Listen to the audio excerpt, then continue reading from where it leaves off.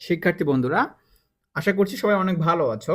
আজকে আমরা 30 মিনিটের মধ্যে এই কোষ বিভাজন চ্যাপ্টারটি রিভিশন দেওয়ার চেষ্টা করব। তো আমি প্রথমে বলে রাখি, এই রিভিশন ক্লাস করতে গিয়ে তোমাদের মাথার উপর অনেক প্রেশার পড়বে, তোমাদের ব্রেইনে অনেক চাপ যাবে। তাই একটু পানি খেয়ে বসো বা একটু পারলে গ্লুকোজ খেয়ে বসো এবং এই ক্লাসটি করো। এবং আমাদের এই রিভিশন ক্লাস শুধুমাত্র রিডিং পড়ে যাওয়া না, আমাদের রিভিশন ক্লাসে আমরা অনেক রিকল করব। আমরা প্রতিটা লাইন যেখান থেকে প্রশ্ন আসতে পারে, সেই লাইনগুলো থেকে যেভাবে প্রশ্ন আসতে পারে আমরা সেভাবে রিকল করার চেষ্টা করব। মানে এখানেই আমাদের প্রশ্ন সলভ করার মতো করে আমরা পড়ব। তো এখানে তোমাকে অনেক প্রশ্নের উত্তর দেওয়া লাগবে এবং আমি তোমাকে যেভাবে রিভিশন দেওয়াবো বা যেভাবে প্রশ্ন করব, তুমি যদি সেগুলোর উত্তর দিতে পারো, এই দেখো এখানে ইউনিক সিস্টেম আমি রাখছি, তুমি যদি সেগুলোর উত্তর দিতে পারো তাহলে বুঝবা তোমার এই জায়গাটা ভালো মতো পড়া আছে বা এই টপিকটা ভালো মতো পড়া আছে। তো আবার কোনো টপিকে গিয়ে তুমি যদি ভালো মতো অ্যান্সার করতে না পারো তাহলে বুঝবা তোমার ওই টপিকে সমস্যা আছে। এবং তোমার যেই টপিকে তুমি উত্তর করতে পারবা, পরীক্ষায় যদি সেই টপিক থেকে প্রশ্ন আসে সেটা যেভাবেই আসুক তুমি উত্তর করতে পারবা। এবং কোনো টপিকে সমস্যা থাকলে তুমি পরীক্ষার হলে গিয়ে যখন দেখবো ওই টপিক থেকে প্রশ্ন আসছে, তখন আমাদের হয় না ক অ্যান্সার হবে, খ অ্যান্সার হবে, গ অ্যান্সার হবে, ঘ অ্যান্সার হবে, 4টে অ্যান্সার হয় আমাদের, এরকম অবস্থা হবে। তবে আমার কথা মতো তুমি যদি রিকল করতে পারো তাহলে তুমি সঠিক উত্তর করে দিয়ে আসতে পারবা। তো আসো আমরা আমাদের রিভিশন শুরু করি বা আমাদের রিকল শুরু করি। আমার সবগুলো প্রাইভেট বেসেই মূলত আমি এভাবেই চালাই। তো আসো শুরু করে দেওয়া যাক। সবাই একটু নড়ে চড়ে বসো এবং আমাদের এই ক্লাসটি এনজয় করার চেষ্টা করো। দেখো এখানে আমাদের প্রথম যে জিনিসটা আছে, যে প্রক্রিয়ায় জীবকোষ বিভক্তির মাধ্যমে একটি থেকে দুটি বা চারটি কোষের সৃষ্টি হয় তাকে বলা হয় কোষ বিভাজন। ওকে, এতটুকু ঠিক আছে। এখন কোষ বিভাজনের ফলে সৃষ্ট নতুন যে কোষটা রয়েছে, সৃষ্ট নতুন কোষ, তাকে বলা হয় কি? আমার এখানে দেখো একটা জিনিস ঢাকা আছে, ঠিক আছে, এটা আমি টেপের ভিতরে রেখে দিয়েছি। তোমাকে এইখান থেকে প্রশ্ন করা হলো, তুমি উত্তর করার চেষ্টা করবা।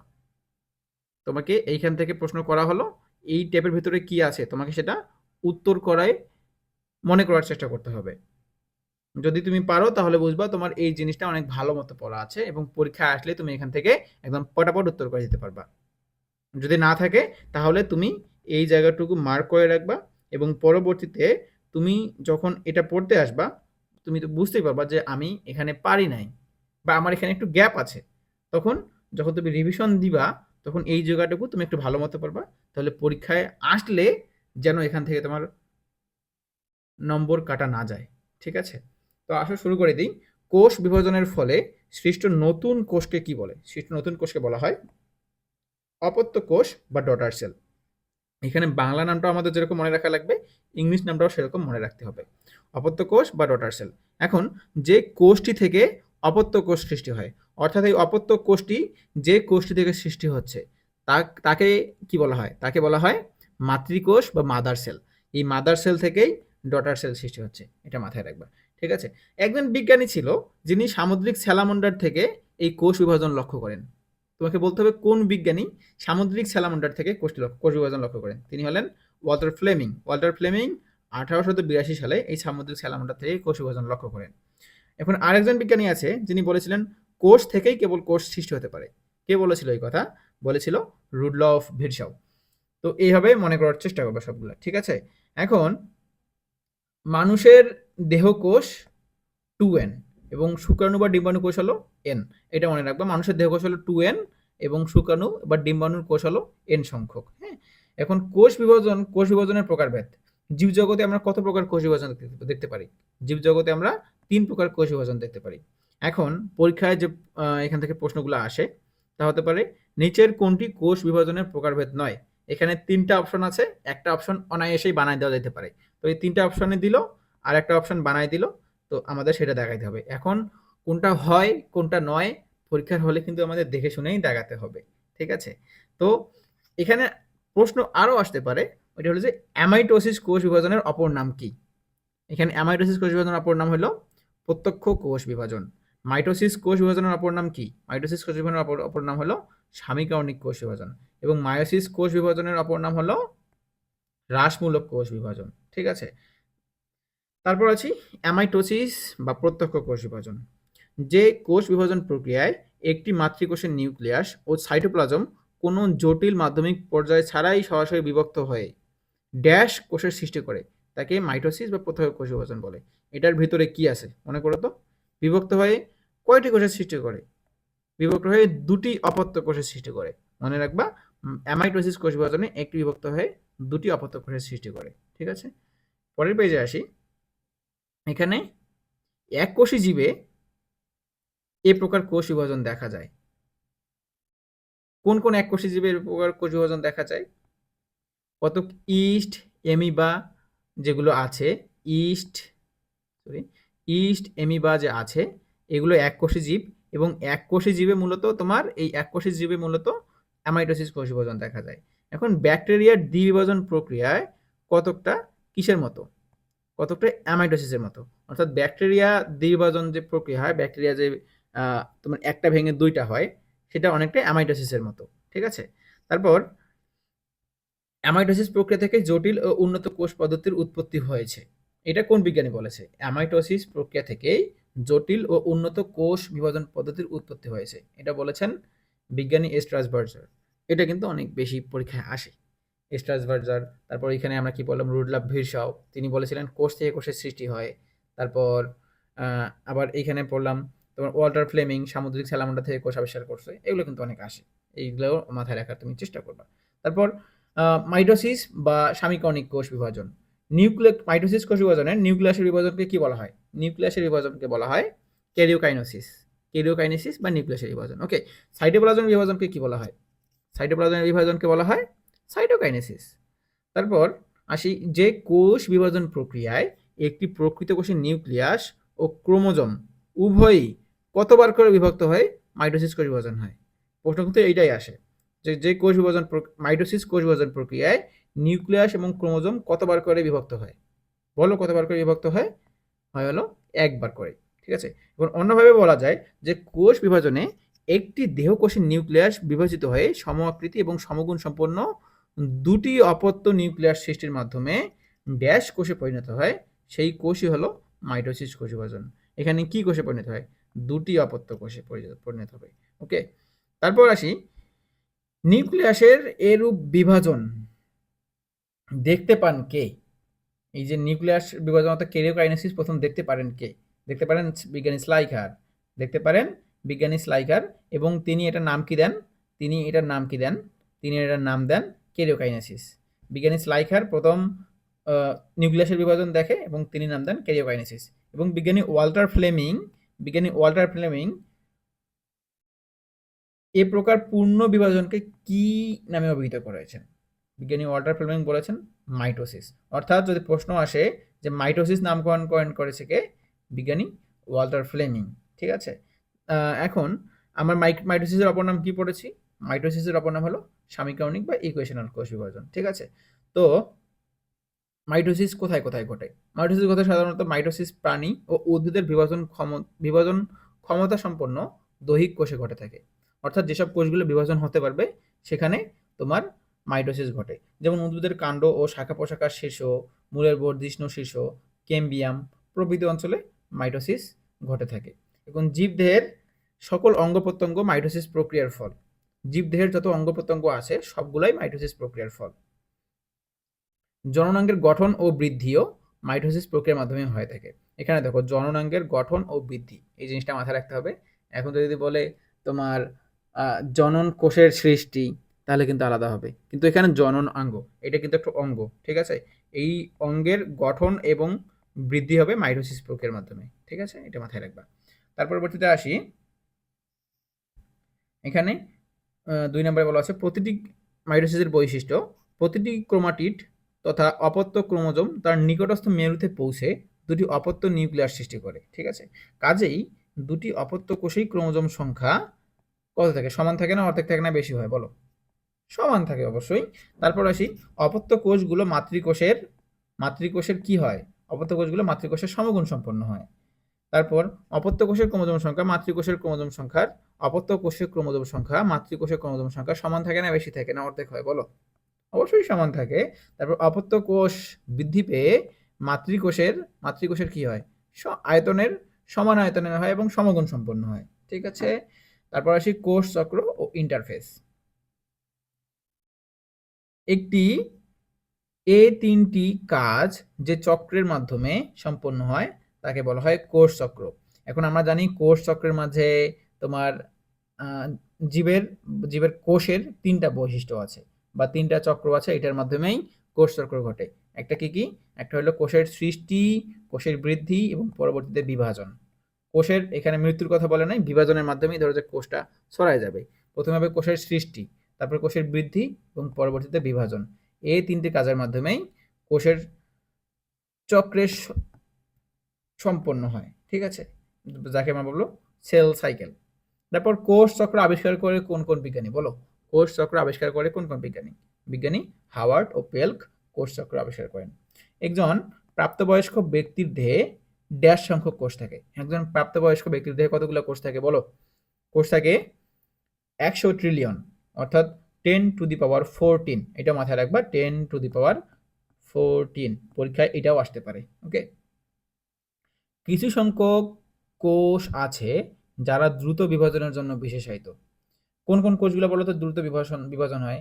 যেমন আমাদের ভ্রূণ কোষ, মূল এবং কাণ্ডের শীর্ষ মেরিস্টেম কোষ, এগুলো অনেক তাড়াতাড়ি বিভাজন হয়। যেমন ধরো ভ্রূণ তাড়াতাড়ি বিভাজন না হলে তো আসলে আলটিমেটলি ম্যাচিউর হইতে পারবে না এবং সেটা তোমার দুনিয়াতে আসতে বা পার্সুলেশন আসতে অনেক সময় লাগবে। ঠিক আছে? তার ফলে ভ্রূণ কিন্তু অনেক তাড়াতাড়ি বিভাজন হয় এবং মূল এবং কাণ্ডের শীর্ষ এগুলাও খুবই তাড়াতাড়ি বিভাজিত হয় অন্যান্য কোষের থেকে। আবার এমন কিছু কোষ আছে যেগুলো কখনো বিভক্ত হয় না। এই যে এগুলা কিন্তু মেডিকেল তোমার প্রশ্ন আসছে এখান থেকে, যেটা খুবই ইম্পর্টেন্ট। এখন কোন কোন কোষগুলা বিভক্ত হয় না তুমি বলো দেখি, মনে করার চেষ্টা করো। কোন কোন কোষগুলো বিভক্ত হয় না বলো? ওকে, এখন আমরা দেখি আমাদের পূর্ণাঙ্গ লাল রক্তকোষ অর্থাৎ আরবিসি বিভক্ত হয় না। তারপর আমাদের যে পেশি কোষ রয়েছে সেগুলো বিভক্ত হয় না। তারপর আমাদের স্নায়ু কোষ রয়েছে সেগুলোও বিভক্ত হয় না। আবার যে উদ্ভিদের স্থায়ী কোষসমূহ রয়েছে সেগুলোও বিভক্ত হয় না। এখন তোমার মনে একটা প্রশ্ন আসতে পারে যে পেশি কোষ যদি বিভক্ত না হয় তাহলে যারা বডি বিল্ডিং করে তাদের আসলে পেশি কেন এত ডেভেলপড কেন, তাদের পেশি এত বেশি কেন, বিভক্ত না হলে এত বেশি কেমনে হয়? তো বলে দেখি, পেশিকোষ ওদেরও যতগুলো আছে, একটা সাধারণ মানুষেরও ততগুলো আছে, কিন্তু যারা বডি বিল্ডিং করে তাদের পেশিকোষকে তারা অনেক বেশি এক্সারসাইজের মধ্যে রাখে। তারা সেগুলোকে প্রপার নিউট্রিশন দেয়, যার ফলে ওইগুলার সাইজ বড় হয়। ঠিক আছে? পেশিগুলার সাইজ বড় হয় এবং সেগুলো অনেক বেশি ডেভেলপড হয়, যার ফলে তাদের পেশি এবং আমাদের যে সাধারণ মানুষের পেশি অনেক বেশি পার্থক্য থাকে। ঠিক আছে? তো এটা মাথায় রাখবা যে আরবিসি বিভক্ত হয় না, পেশিকোষ বিভক্ত হয় না, স্নায়ুকোষ বিভক্ত হয় না এবং উদ্ভিদের স্থায়ী কোষসমূহ কখনোই বিভাজন হয় না, তাদের কখনোই বিভাজন ঘটে না। ঠিক আছে? এখন কোষ চক্র দুটি প্রধান ধাপে বিভক্ত। তেমন একটা ইয়া করি। কোষ চক্র দুটি প্রধান ধাপে বিভক্ত, যথা কোষের বিভাজনরত যথা কোষের বিভাজনরত অবস্থাকে বলা হয়, অর্থাৎ কোষ যখন বিভাজন হয় তখন থেকে কি বলা হয়? তখন বলা হয় এম ফেজ এবং এম ফেজ বা মাইটোটিক ফেজ, অর্থাৎ এম ফেজ এবং মাইটোটিক ফেজে কোষ বিভাজন ঘটবে এবং দুটি এম ফেজের মধ্যবর্তী অবস্থানকে বলা হয়, দুটি এম ফেজের মধ্যবর্তী অবস্থানকে কি বলা হয়? ইন্টারফেজ। অবশ্যই ইন্টারফেজ বলা হয়। তারপর কোষ চক্রের মোট সময়ের কত ভাগ সময় লাগে এম ফেজে বলো? এম ফেজে আসতে কোষ চক্রের মোট কত ভাগ সময় লাগে? কোষ চক্রের সময় লাগে মোট 5 থেকে 10 ভাগ এবং বাকি 90 থেকে 100 ভাগ সময় আমাদের যাচ্ছে ইন্টারফেজ দশায়। ঠিক আছে? কোনো নির্দিষ্ট সময়ে দেহের মাত্র অল্প সংখ্যক কোষ মাইটোসিস পর্যায়ে থাকে এবং অধিকাংশ কোষই ইন্টারফেজ পর্যায়ে থাকে। একটি জেনেটিক প্রোগ্রাম দ্বারা কোষ চক্র নিয়ন্ত্রিত হয়। একটি জেনেটিক প্রোগ্রাম দ্বারা কোষচক্র নিয়ন্ত্রিত হয় এবং অভ্যন্তরীণ উদ্দীপনা প্রদান করে। একটা যৌগ আছে, কোন যৌগটা অভ্যন্তরীণ উদ্দীপনা প্রদান করে বলো? এটা কিন্তু পরীক্ষায় আসে। অভ্যন্তরীণ উদ্দীপনা প্রদান করে সাইক্লিন বা সিডিকে। এখন এইখানে দেখো আমাদের কিছু এখানে তথ্য আছে, এই তথ্যগুলো আমাদের মাথায় রাখতে হবে। এখন তোমার মাইটোসিস দশা এখানে কত % সময় দেয় যেন আমরা জানলাম এখনই? 5 থেকে 10%। এবং G1-এ কত পার্সেন্ট সময় দেয় বলো? G1 এগুলো কিন্তু মাথায় রাখতে হবে, এগুলো পরীক্ষায় আসে। G1 কত পার্সেন্ট সময় দেয়? G1 এর সময় দেয় 30 থেকে 40%। তারপর এস দশায় কত পার্সেন্ট দেয়? এস দশা দেয় 30 থেকে 50%। এবং G2 দশায় কত পার্সেন্ট দেয়? জি টু দশায় দেয় 10 থেকে 20%। এইগুলো ভালো মতো মাথায় রাখতে হবে, ঠিক আছে? অর্থাৎ তাহলে আমরা কি বললাম? অভ্যন্তরীণ উদ্দীপনা প্রদান করে সাইক্লিন বা সিডিকে ধরবো, ঠিক আছে? তারপর আসি, বোন ম্যারোতে যে লোহিত রক্তকণিকা কোষের সংখ্যা বৃদ্ধির জন্য ইরাথ্রোপয়েটিন যে হরমোনটা আসে, এই ইরাথ্রোপয়েটিন হরমোন কে দেয় বলো? বোন ম্যারোতে লোহিত রক্তকণিকার কোষের সংখ্যার বৃদ্ধির জন্য যে ইরাথ্রোপয়েটিন হরমোনটা আসে, এই ইরাথ্রোপয়েটিন হরমোন কে দেয়? এটা কিন্তু পরীক্ষায় খুবই আসে এবং আমরা ভুল করে দিয়ে আসি। আমরা মনে করি ইরাথ্রোপয়েটিন হরমোন তোমার যেহেতু রক্ত তৈরি করবে, বা আমরা লিভার টিভার দিয়ে আসি, বা কলিজা দিয়ে আসি, কিন্তু ইরাথ্রোপয়েটিন হরমোন দেয় কিডনি, ঠিক আছে?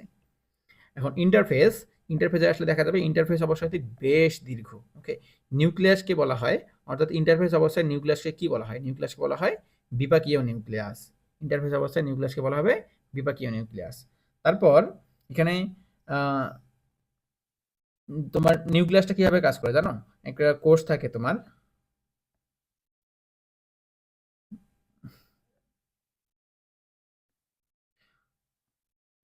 সেখানে টার্গেট সেল, মানে টার্গেট একটা জায়গা থাকে। সেই জায়গাটুকুতে তোমার যে সাইক্লিন সিডিকে আছে ওটা যুক্ত হয়, পরবর্তীতে বিভিন্ন কার্যক্রমের মাধ্যমে কোষটা কিন্তু বিভাজন হয়। এখানে দেখো, টার্গেট কোষের সারফেসে বিশেষ রিসেপ্টর প্রোটিনের সাথে ড্যাশ যুক্ত হয় কোষ চক্র সুনির্দেশনা দান করে। আমি যে বললাম, এখানে ধরে তোমার রিসেপ্টর থাকে, এখানে রিসেপ্টরের সাথে একটা জিনিস এসে যুক্ত হয়। কি যুক্ত হয়? রিসেপ্টরের সাথে যুক্ত হয় গ্রোথ ফ্যাক্টর। রিসেপ্টরের সাথে যুক্ত হবে গ্রোথ ফ্যাক্টর যুক্ত হয়ে তোমার কোষ চক্র শুরুর নির্দেশনা দান করবে। এটা কিন্তু পরীক্ষায় আসার জন্যই আমি এখানে দিয়েছি, ঠিক আছে? এখন G1 দশা আসি। G1 দশা, একটি কোষ পরবর্তীতে বিভাজন প্রক্রিয়ায় অংশগ্রহণ করবে কিনা সেটি সিদ্ধান্ত নেয় কে? এই যে সিদ্ধান্ত নেয় মানে তোমার G1, ঠিক আছে? সিদ্ধান্ত নেয় G1। এখন G1 এর প্রথমেই সাইক্লিন নামক এক প্রকার প্রোটিন তৈরি হয়, যা সিডিকে এর সাথে যুক্ত হয়ে সমগ্র গতি ত্বরান্বিত করে। এখন সিডিকে সিডিকে ড্যাশ প্রক্রিয়া নিয়ন্ত্রণ করে। সিডিকে কোন প্রক্রিয়াটা নিয়ন্ত্রণ করে বলো দেখি?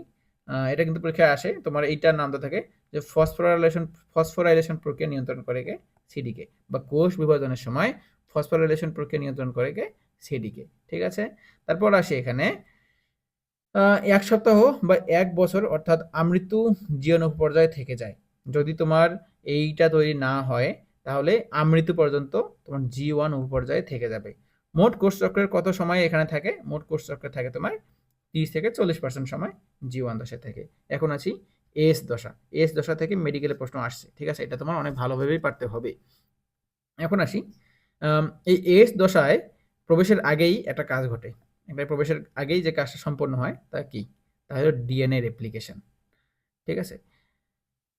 অর্থাৎ তোমার G2 দশায়, এখানে এস দশায় ডিএনএ রেপ্লিকেশন ঘটে, যেটা G2 এর আগে, অর্থাৎ G2 তে প্রবেশ করার আগেই এই ডিএনএ রেপ্লিকেশনটা ঘটবে, ঠিক আছে? এখন ডিএনএ রেপ্লিকেশন ঘটায় তোমার এস দশায়, এটা কিন্তু পরীক্ষায় অনেকবার আসছে, তুমি প্রশ্ন ব্যাংক খুললেই বুঝতে পারবা। এখন এই উপপর্যায়ের সময় মোট কত ভাগ যায় তোমার? কত ভাগ সময় লাগে টোটাল কোষ বিভাজনের? 30 থেকে 50%। এই ডিএনএ সংশ্লেষণ ঘটে এস দশা, এটা মাথায় রাখতে হবে। তারপর G2 দশা বা গ্যাপ টু ফেজ, এ উপপর্যায়ের প্রধান কাজ কি? G2 দশার প্রধান কাজ কি বলো? এটা মাথায় রাখতে হবে, বা এটা মনে তোমাকে রাখতেই হবে। এটা হলো তাদের প্রধান কাজ। G2 দশার প্রধান কাজ পরীক্ষায় যখন তখন আসতে পারে। G2 দশার প্রধান কাজ হলো মাইক্রোটিউবুল গঠনকারী পদার্থ সংশ্লেষ করা। মাইক্রোটিউবুল গঠনকারী পদার্থ সংশ্লেষ করা, কারণ সেইখান থেকে পরবর্তীতে স্পিন্ডল তন্ত্র সৃষ্টি হবে। এই যে তোমার মাইক্রোটিউবুল হবে, মাইক্রোটিউবুল থেকে স্পিন্ডল তন্ত্র সৃষ্টি হবে। পরে সেটা তো জানোই, তোমার তোমার মাইটোসিস কোষ বিভাজনে কতটা গুরুত্ব রাখে, ঠিক আছে? তারপর এখন আসি, সেন্ট্রোজোম মাইক্রোটিউবুল তৈরি সূচনা করে বিভাজন প্রক্রিয়ার জন্য প্রয়োজনীয় শক্তি এইখানে তৈরি হয়। এখন প্রয়োজনীয় শক্তিটা কি? প্রয়োজনীয় শক্তি হলো এটিপি। এখন তোমার এখানে প্রশ্ন তো এইভাবে আসবে না, আসবে হলো যে বিভাজন প্রক্রিয়ার জন্য প্রয়োজনীয় শক্তি এটিপি কোন দশায় তৈরি হয়? বিভাজন প্রক্রিয়ার জন্য প্রয়োজনীয় শক্তি এটিপি তৈরি হয় G2 দশায়। প্রশ্ন আসবে এইভাবে, ঠিক আছে? এখন G2 থেকে মাইটোসিস এ প্রবেশ করতে হলে একটা প্রোটিনের প্রয়োজন পড়ে। এই প্রোটিনটা কি বলো? এই প্রোটিনটা কি? একটা প্রোটিনটার প্রয়োজন পড়ে, সেটা হলো মেথিলেশন প্রমোটিং ফ্যাক্টর বা MPF। ওকে, মোট সময়ের কত ভাগ সময়? 10 থেকে 20 ভাগ সময় এই উপপর্যায়ে থাকে। এখন কোষ চক্রের নিয়ন্ত্রক কে? কোষ চক্রের নিয়ন্ত্রক বা তোমার এই যে কোষ চক্রের নিয়ন্ত্রক হলো, কোষ চক্রের নিয়ন্ত্রক কে? কোষ চক্রের নিয়ন্ত্রক হলো সাইক্লিন প্রোটিন। সাইক্লিন প্রোটিন হলো কোষ চক্রের নিয়ন্ত্রক। এবং ড্যাশ মানুষের কোষে 4 প্রকার সাইক্লিন থাকে। আমাদের মানুষের কোষে কত প্রকার সাইক্লিন থাকে? 4 প্রকার সাইক্লিন থাকে।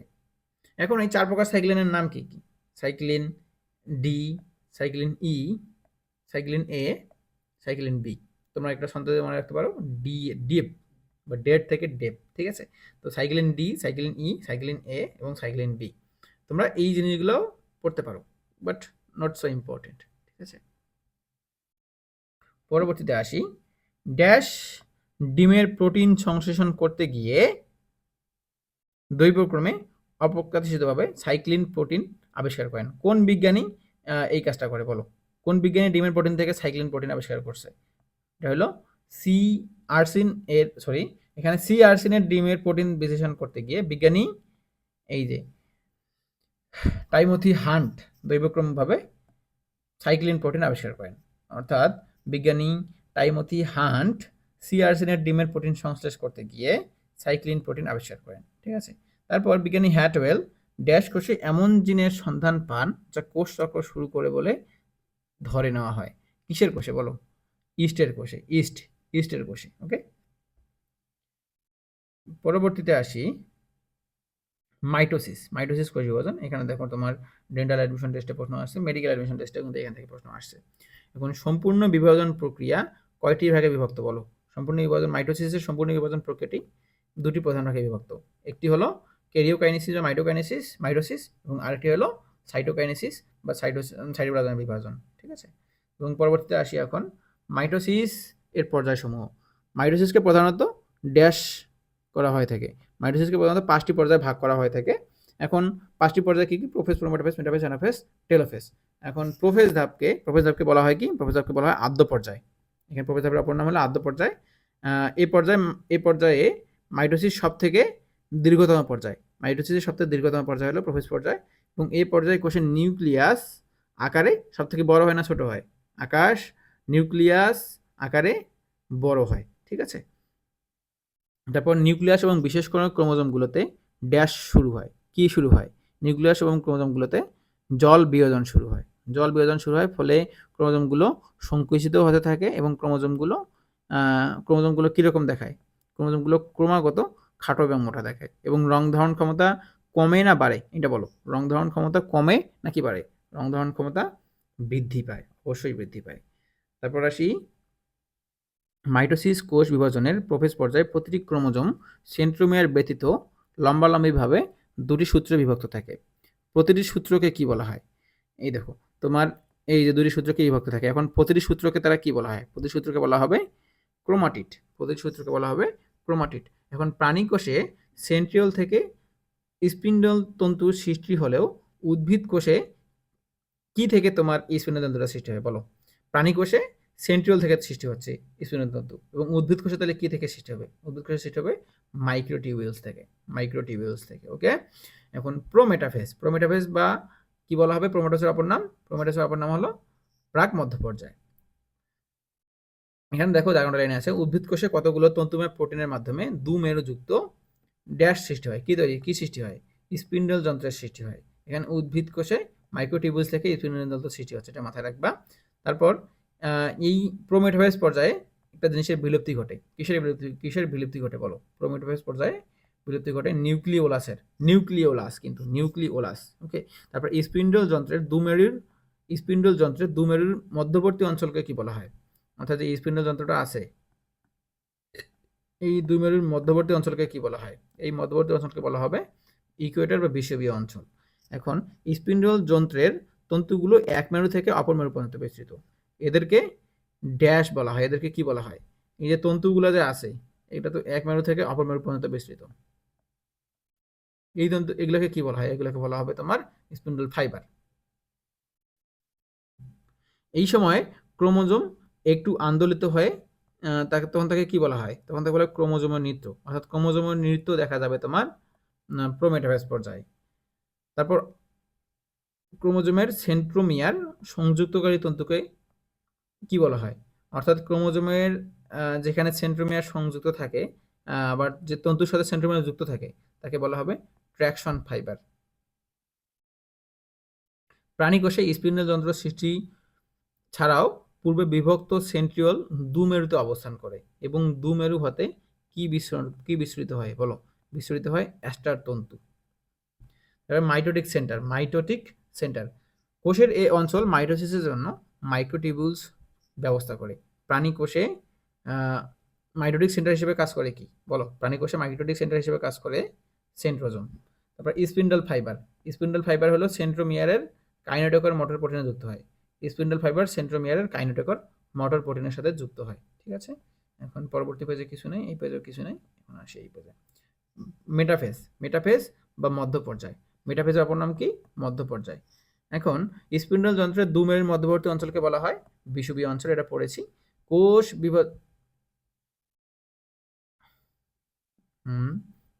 কোষ বিভাজনের মেটাফেজ দশায় স্পিন্ডল যন্ত্রের বিষুবীয় অঞ্চলে ক্রোমোজোমের বিন্যস্ত হওয়াকে কি বলা হয়? বিষুবীয় অঞ্চলে ক্রোমোজোমের বিন্যস্ত হওয়াকে বলা হয় মেটাকাইনেসিস। এখন ক্রোমোজোমগুলো সব থেকে বেশি না সব থেকে কম বলো? মোটা খাটো দেখায় এবং স্পষ্ট দেখায়, সব থেকে বেশি না সব থেকে কম? এখানে সব থেকে বেশি মোটা খাটো এবং স্পষ্ট দেখায় মেটাফেজ হবে। ঠিক আছে, এই ক্রোমোজোমের মোটা এবং খাটো হওয়াকে কি বলা হয়? এই ক্রোমোজোম যে মেটাফেজ দশায় সব থেকে মোটা এবং খাটো হচ্ছে তাদেরকে কি বলা হবে? তাদেরকে বলা হবে কন্ডেনসেশন। এবং অতিমাত্রায় কয়েলিং ঘটে এবং এই কয়েলিংকে কি বলা হয়? এবং অতিমাত্রায় কয়েলিং ঘটাকে কি বলা হয়? Super coiling. ওকে, এবার নিউক্লিয়ার এনভেলেপ ও নিউক্লিওলাস কি থাকে এখানে? নিউক্লিয়ার এনভেলেপ এবং নিউক্লিওলাস এখানে সম্পূর্ণ বিলুপ্ত থাকে। নিউক্লিয়ার এনভেলেপ এবং নিউক্লিওলাস মেটাফেজ দশায় সম্পূর্ণ বিলুপ্ত থাকে। তারপর মেটাফেজ পর্যায়ের শেষ ভাগে প্রতিটি সেন্ট্রোমিয়ার সম্পূর্ণ বিভক্তি হয়ে ড্যাশ সৃষ্টি করে। মেটাফেজ পর্যায়ের শেষ ভাগে প্রতিটি সেন্ট্রোমিয়ার বিভক্ত হয়ে কি তৈরি করে? প্রতিটি সেন্ট্রোমিয়ার বিভক্ত হয়ে দুটি অপত্য সেন্ট্রোমিয়ার সৃষ্টি করে। অর্থাৎ অপত্য সেন্ট্রোমিয়ার সৃষ্টি হবে তোমার মেটাফেজ পর্যায়ে। ঠিক আছে, তারপর অ্যানাফেজ পর্যায়ে আসি। অ্যানাফেজ পর্যায়ের অপর নাম কি? অ্যানাফেজ পর্যায়ের অপর নাম হলো গতি পর্যায়। এটা পরীক্ষায় খুবই আসে, এবারও আশা করি আসবে। তো সেন্ট্রোমিয়ারের পূর্ণ বিভক্তির ফলে প্রতিটি ক্রোমাটিড ড্যাশে পরিণত হয়। প্রতিটি ক্রোমাটিড কিসে পরিণত হয়? প্রতিটি ক্রোমাটিড পরিণত হয় একটি অপত্য ক্রোমোজোমে পরিণত হয়।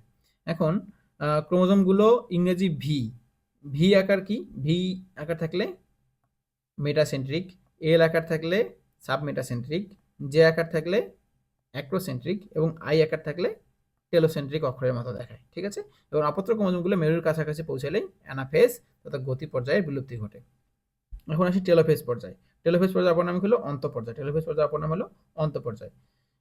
কোষ বিভাজনের এই পর্যায়ে অপত্য ক্রোমোজোমগুলো দুই মেরুতে ড্যাশ অবস্থান নেয় এবং ক্রোমোজোমগুলো আবার কি ঘটে? এখানে দুই মেরুতে স্থির অবস্থান নেয় এবং ক্রোমোজোমগুলো আবার ঘটে তোমার জলযোজন। তারপর আসি এখানে দুই মেরুতে ক্রোমোজোমগুলোর চারিদিকে নিউক্লিয়ার এনভেলেপ এবং স্যাট ক্রোমোজোমের ড্যাশ নিউক্লিয়াসের পুনরাবির্ভাব ঘটে।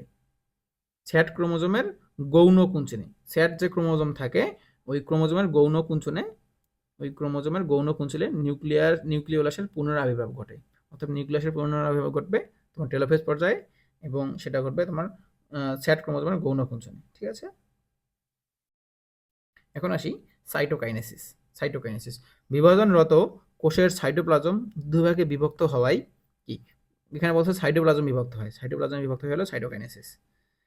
বিষুবীয় অঞ্চলে লাইসোজোমের ন্যায় ফ্রাগমোপ্লাজম জমা হয় এবং পরে এরা মিলিত হয়ে কি তৈরি করে?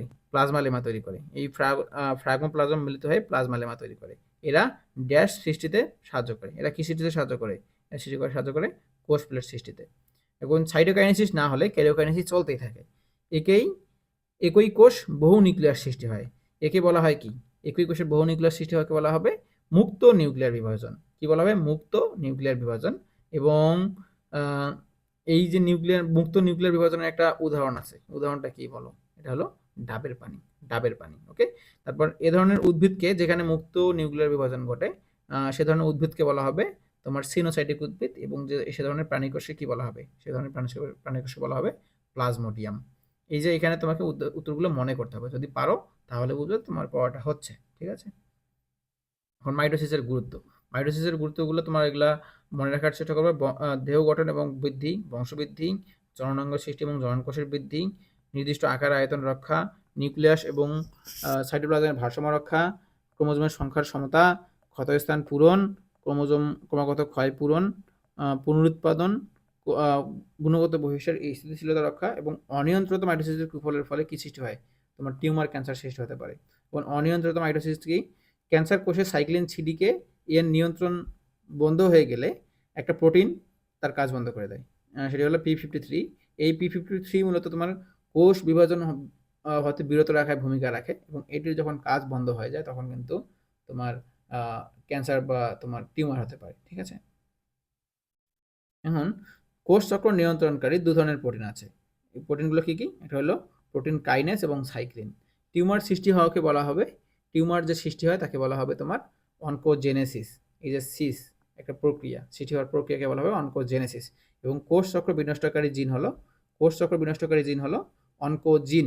অনকোজিন যেসব রাসায়নিক পদার্থ ক্যান্সার সৃষ্টিতে উৎসাহিত করে তা হলো মিউটাজেন্স। এবং মিউটাজেনিক পদার্থই হলো কার্সিনোজেনিক পদার্থ। ঠিক আছে, মিউটাজেনিক পদার্থই হলো কার্সিনোজেনিক পদার্থ।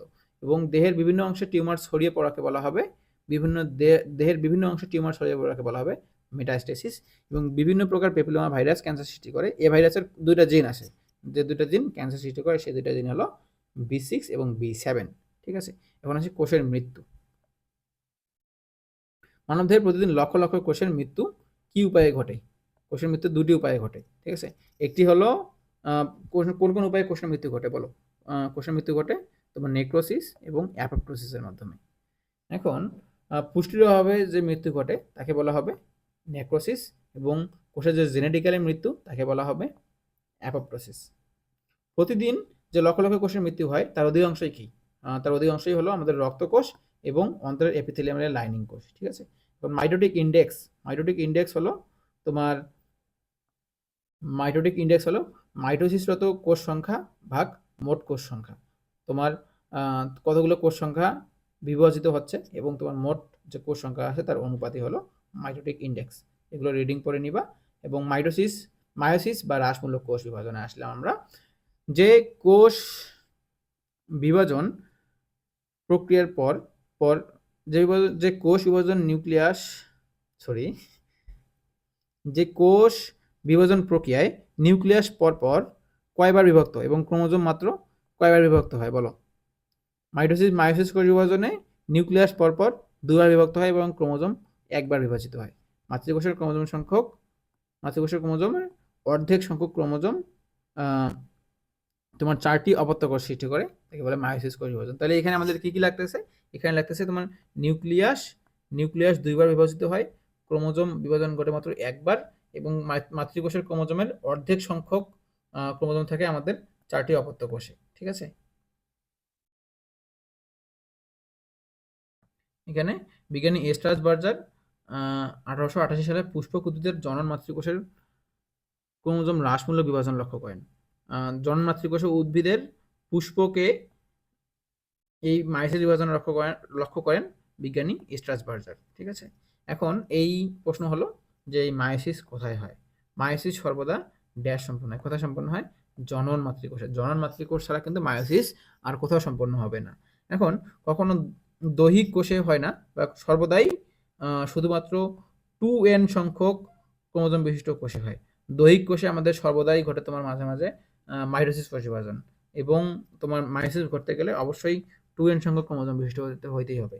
এজন্য যে নিম্ন শ্রেণীর যে হ্যাপ্লয়েড জীবগুলো রয়েছে সেগুলোর মাইটোসিস হয় নিষেকের পর n+n হয় 2n যখন হয় তখন তাদের হবে তোমার নিম্ন শ্রেণীর উদ্ভিদে হ্যাপ্লয়েডের তোমার নিষেকের পর হবে জাইগোটে। ঠিক আছে, আর যে উচ্চ শ্রেণীর জীবগুলো রয়েছে বা ডিপ্লয়েড যে জীবগুলো রয়েছে এই জীবগুলো নিষেকের পূর্বেই জনন মাতৃকোষে গেমেট সৃষ্টিকালে মিয়োসিস ঘটে। ঠিক আছে, এখন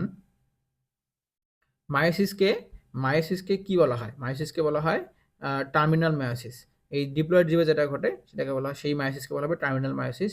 এবং সপুষ্পক উদ্ভিদের যে মায়োসিসটা ঘটে বা মাইক্রোস্পোরে যে মায়োসিস ঘটে সেটাকে বলা হবে স্পোরিক মায়োসিস। এবং ছত্রাক এবং শৈবালের দেহে মায়োসিস নিষেকের ফলে সৃষ্ট জাইগোট গঠনের ফলে যে মায়োসিসটা ঘটে সেটাকে আমরা বলবো জাইগোটিক মায়োসিস। এখন মায়োসিস তাহলে আমরা কী কী বললাম? টার্মিনাল মায়োসিস, স্পোরিক মায়োসিস এবং জাইগোটিক মায়োসিস। মায়োসিসের বৈশিষ্ট্য। এখন ডিপ্লয়েড জীবে মায়োসিস সাধারণত কোথায় ঘটে? ডিপ্লয়েড জীবে মায়োসিস কোথায় বললাম আমরা? ঘটে জননমাতৃ কোষে। এ ধরনের কোষ বিভাজন প্রক্রিয়া নিউক্লিয়াস কয়বার বিভক্ত হয়? নিউক্লিয়াস বিভক্ত হয় দুবার, কিন্তু ক্রোমোজোম বিভক্ত ঘটে একবার। তার ফলে নতুন কোষে মাতৃকোষের ক্রোমোজোম সংখ্যার অর্ধেক সংখ্যক হয়। এখানে আসি প্রোফেজ 1 দীর্ঘস্থায়ী বিধায় ড্যাশ বিভক্ত করা চলে। একে 5টি উপপর্যায়ে বিভক্ত করা চলে। ক্রোমোজোম ছাড়া জোড়া বেঁধে বাইভ্যালেন্ট সৃষ্টি করে। ক্রোমোজোম জোড়া বেঁধে বাইভ্যালেন্ট সৃষ্টি করে কোথায়? এখানে হোমোলোগাস ক্রোমোজোম, ঠিক আছে? এখন কায়াজমা সৃষ্টি এবং ক্রসিং ওভার হয় বলে হোমোলোগাস ক্রোমোজোমের মধ্যে ড্যাশ বিনিময় ঘটে। কিসের বিনিময় ঘটে? বিনিময় ঘটে জিনের।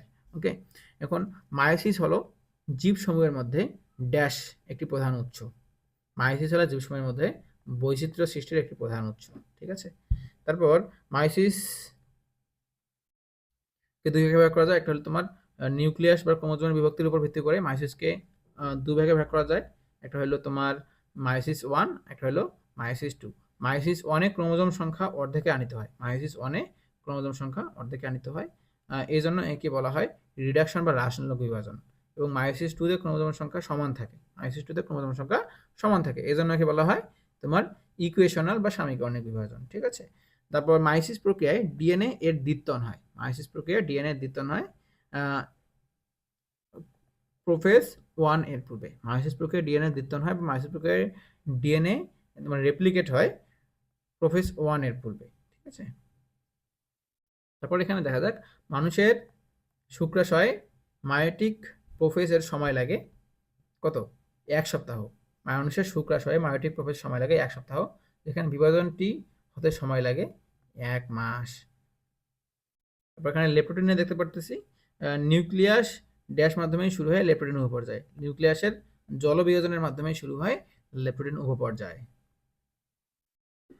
এখন এখানে বলা আছে ক্রোমোজোমের আলোক অনুবীক্ষণে দৃষ্টিগোচর হয় এবং ক্রোমোজোমে বহু ড্যাশ দেখা যায়। বহু কি দেখা যায়? ক্রোমোজোমে বহু ক্রোমোমিয়ার দেখা যায়। তারপর ক্রোমোজোমগুলোকে একত্রে একটি ফুলের তোড়ার মতো দেখায়। লেপ্টোটিন উপপর্যায়ে ক্রোমোজোমগুলোকে একত্রে একটি ফুলের তোড়ার মতো দেখায়। তাই অনেক সময় একে কি বলা হয়? এটা কি আছে বলো? একে বলা হয় বুকে বা বুকে, যেটা তোমার বিজ্ঞানী ডার্লিংটন বলেছিলেন। এখন প্রাণী কোষে ক্রোমোজোমের ড্যাশ বিন্যাস ঘটে। কোন ধরনের বিন্যাস ঘটে? পোলারাইজড বিন্যাস ঘটে। তাহলে বলা হয় তোমার পোলারাইজড বিন্যাস দেখা যায় কোন উপপর্যায়ে? লেপ্টোটিন উপপর্যায়ে। এটা মাথায় রাখবা। তারপর জাইগোটিন উপপর্যায়ে বলা আছে দুটি হোমোলোগাস ক্রোমোজোমের মধ্যে জোড় সৃষ্টি হওয়াকে কি বলা হবে? দুটি হোমোলোগাস ক্রোমোজোমের মধ্যে জোড় সৃষ্টি হওয়াকে বলা হবে সিনাপসিস। প্রতিটি জোড় বাঁধা ক্রোমোজোম জোড়াকে কি বলা হবে? বলা হবে বাইভ্যালেন্ট। বাইভ্যালেন্ট, ওকে? প্যাকাইটিনের পর্যায়ে 4টি ক্রোমাটিড থাকবে।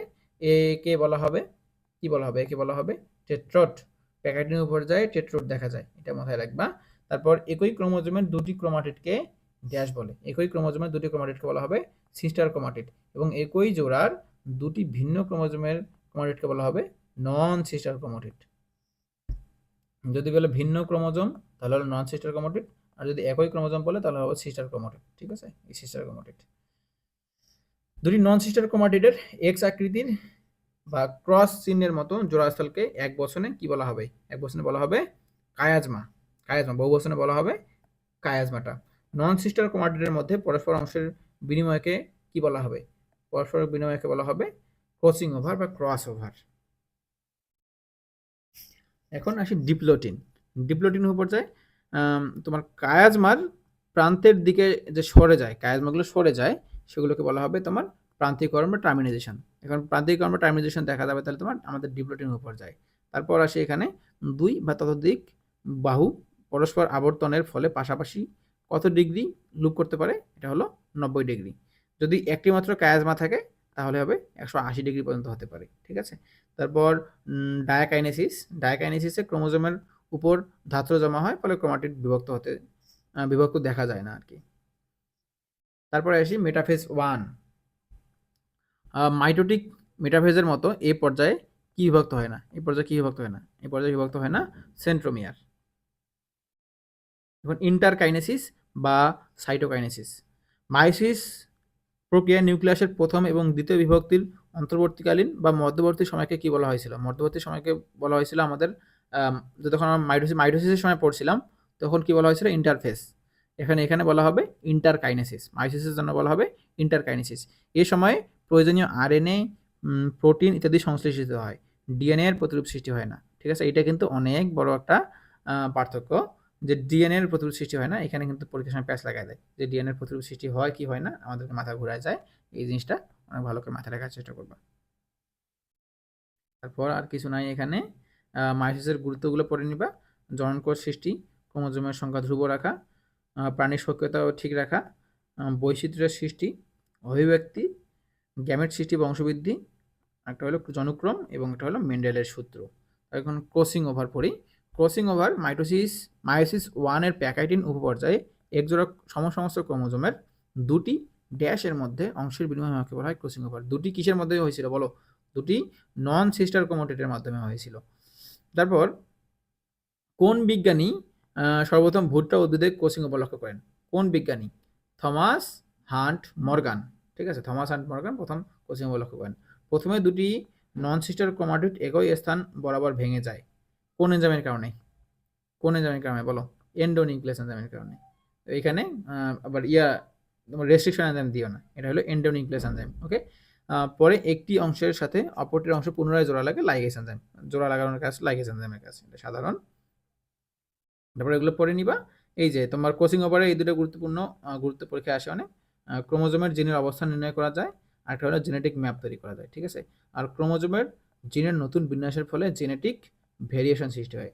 জেনেটিক ভেরিয়েশন সৃষ্টি হয় তোমার এই তোমার ক্রসিং ওভারের কারণে। এই দেখো, এটা মেটের কোশ্চেন, পরীক্ষায় আসছিল। মাইটোসিস এবং মায়োসিসের আমাদের পার্থক্যগুলো লাগবেই। এগুলো আগেই পড়ে নেওয়া হয়েছে। তো এইগুলাই তো যাদের যেই টপিকগুলোতে সমস্যা, ওই টপিকগুলো তোমরা এভাবে মার্ক করে রাখবা, এবং পরবর্তীতে সেগুলো যখন তোমরা রিভিশন দিবা, তখন তোমাদের অনেক বেশি হেল্পফুল হবে। আশা করছি ক্লাসটি অনেক ভালো লাগবে, তোমাদের ভালো লেগেছে। আমরা আরও ক্লাস নেওয়ার চেষ্টা করব। আজকে আমার এরকম ফার্স্ট ক্লাস ছিল, হয়তোবা কোয়ালিটি একটু খারাপ হয়েছে। আমি পরবর্তী সময়ে আরও ভালো করে ক্লাস নেওয়ার চেষ্টা করব, আরও সুন্দর করে গোছাই ক্লাস নেওয়ার চেষ্টা করব। সবাই আমার জন্য দোয়া করবা। আসসালামু আলাইকুম ওয়া রাহমাতুল্লাহ।